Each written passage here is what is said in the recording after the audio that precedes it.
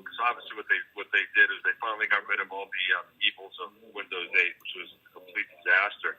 So I think what this has done is it's brought Microsoft up to current trends of the marketplace. It actually feels like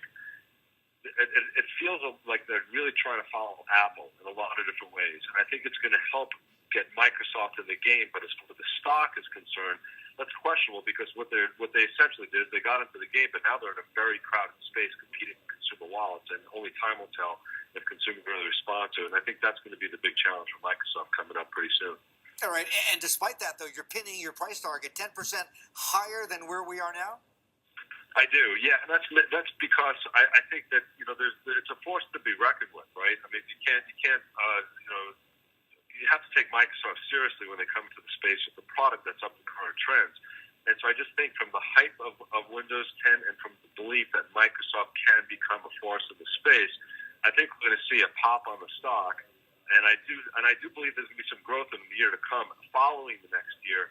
That's going to be, the only time will tell if this is going to sustain itself and become, mainstay in the workforce and for the consumer.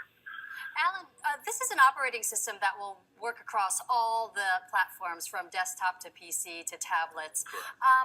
Talk to us about how important app developers will be in terms of making this a turnaround product for Microsoft. Because when you look at the number of apps on Android, it's more than 1 million. The number of apps for Apple, more than 1 million. Microsoft apps, about 500,000.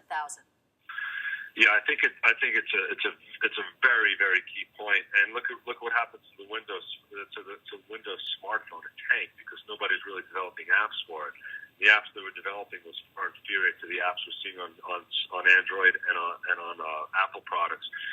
So obviously what they're doing is they're really following the Apple model and following the Android model, which is to give the software away for free, try to get the biggest customer base that they possibly can, so that the app developers want to program for the platform.